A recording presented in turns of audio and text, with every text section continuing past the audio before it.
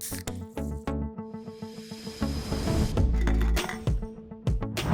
what's up guys, it's Eric with Painting Business Pro, and in this video we're going to talk about why you can't listen to your clients' feedback or advice about your estimate. All right, and it's really hard to resist this. So I see it happen all the time with my own sales team and with painting contractors everywhere, where if you're going out and doing all these estimates and clients just keep saying like, we're getting other estimates, we're getting other estimates, we're getting other estimates, you start to kind of be like, man, there's a lot of competition. And then when they don't go with you and you follow up and they're like, yeah, we got these other estimates, we went with someone else, a lot of the reasoning always why they didn't go with you comes back to price. They're like, oh yeah, your estimate was great, but someone else gave us a lower price. Or if you're at the estimate and you present your price and they're like, oh man, well this is great, but we got a lower price. As a painting contractor, as a salesperson, you're gonna hear this price objection all the time, all right, all the time. Now, that's not totally true. If you're not selling jobs, you're gonna hear it all the time. But you know who never hears about lower prices? People who sell jobs. All right, so our sales reps who have a really high sales rate, they don't hear, customers don't tell them about the lower price because no one ever does. Here's what customers never do. They never sign a contract and say, hey, we're going with you. By the way, we got 3 lower prices. No, they just be like, cool, looks good, we'll go with you. All right, so you'd never get the feedback on price when you're selling jobs. But when you're not selling jobs, you hear all about these lower prices. And why you can't listen to your clients is because if what they're telling you was true, then you only have one solution: lower your price. That cannot be the solution. So you cannot listen to your clients when they tell you that I'm getting lower prices. You need to, when they say that, you got to be like, ah, okay, understood. And you need to translate that into what's useful for you. All right, so what you want to understand is it's never about price, it's about value. So if you've got 2 bids, if a client's got 2 bids and they've got your bid for 1,000 and someone else's bid for, or I'm sorry, your bid for 1,000 more than this other bid, and they go with the other bid, it's because they didn't see why they'd bother paying you 1,000 more. But clients pay more all the time, don't you? Like, you don't always, I mean, some people do always buy the cheapest. Okay, they do. Those aren't your clients. Most people aren't like that though. Most people will go with who they trust the most. Because if you're a client and you've got these 3 different prices, which one's the right one? Because we're in the construction industry where there's a bad reputation. Customers are nervous about who to pick. They're nervous about the low price.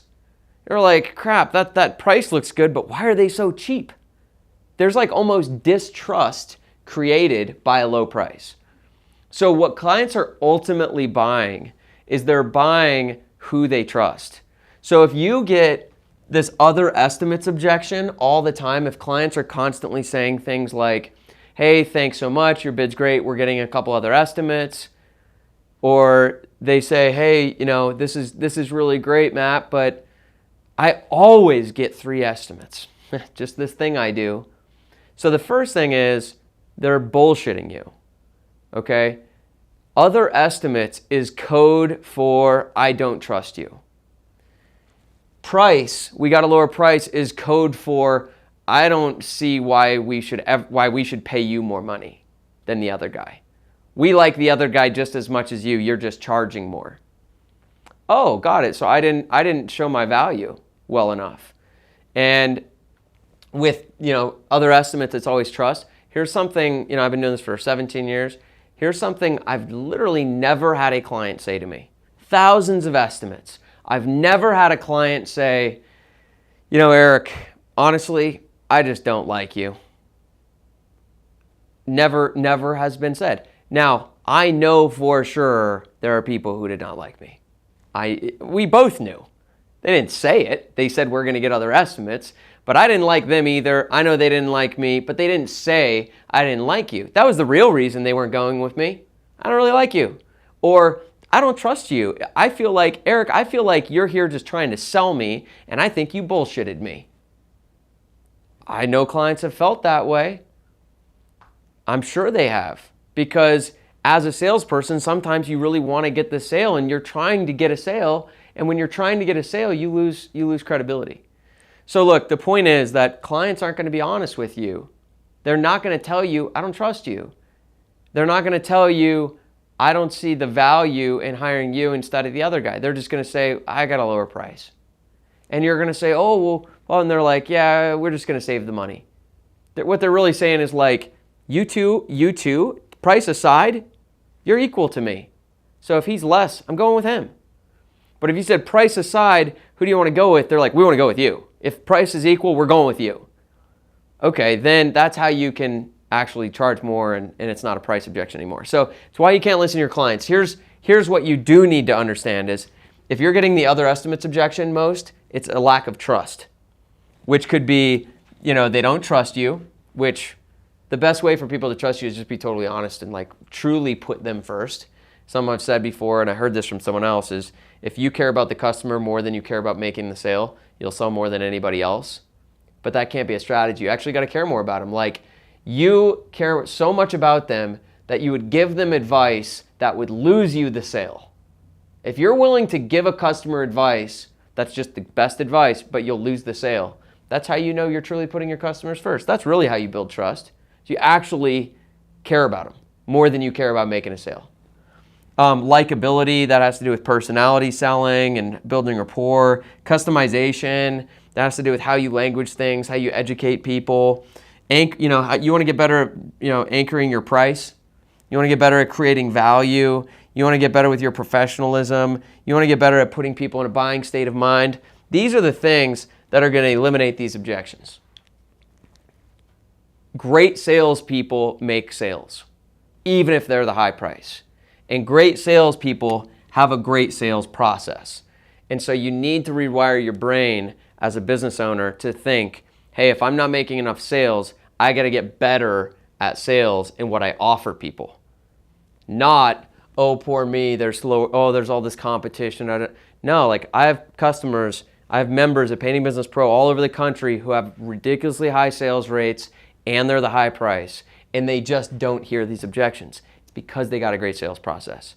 All right, so be very careful about listening to your clients, about feedback on your sales or your estimate. And by the way, just while I'm at it, also you can't listen to your painters or subcontractors about your price.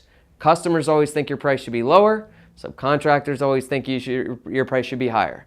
All right, so you as the business owner need to be responsible for what is my price and how do I create value for everybody. All right, so I hope you got something out of this video.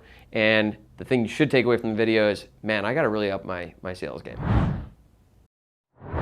Hey, what's up? It's Eric with Painting Business Pro. I hope you enjoyed the video that you just watched. One of the questions that I get all the time is, Eric, do you have advice for me about this or about this situation or that situation? I get asked for advice all the time. And the answer is always like, yeah, I definitely have advice for that.